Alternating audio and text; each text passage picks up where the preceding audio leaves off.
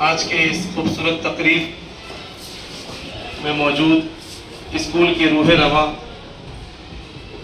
मुअज़्ज़ज़ chairman sir और तमाम मुअज़्ज़ज़ साथिया इकराम, दुनिया में कोई ऐसा शोबा नहीं है, कोई ऐसा फील्ड नहीं है जो उस्ताद के बगैर, उनके सींचे बगैर, उनके सवारे बगैर, उनकी तरबियत के बगैर कोई शोबा पनप सकता है, तरक्की कर सकता है।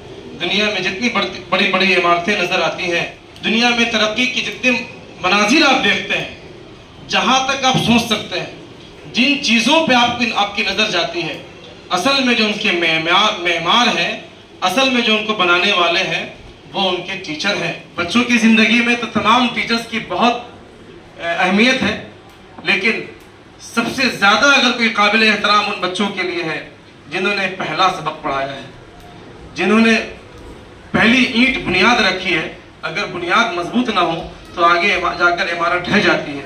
इसलिए तमाम टीचर काबिल एहतराम हैं, लेकिन जहाँ पे कम स्टूडेंट हैं, आपके ज़रिए हमें उम्मीद है कि तमाम बच्चों तक ये खबर पहुँचेगी कि जिन्होंने आपको ज़िंदगी में पहला सबक पढ़ाया है, जिन्होंने आपको कलम हाथ से पकड़कर लिखना सिखाया है, अलिफ बा ता सा सिखाया है, ABCD सिखाया है, उनके एहतराम में भी कमी नहीं होनी चाहिए। टीचर की सबसे बड़ी इज्जत, सबसे बड़ा सम्मान, सबसे बड़ा एहतराम यह है कि उनकी बातों पे अमल किया जाए और जो कुछ उनकी ज़बान से निकले अपने लिए मुफीद समझे। ये जज्बा पैदा होगा तो एक एक लफ्ज़ उस्ताद की बच्चा गौर से सुनेगा, ध्यान से सुनेगा और फिर ज़िंदगी की सीढ़ियों पर आगे चढ़ता चला जाएगा।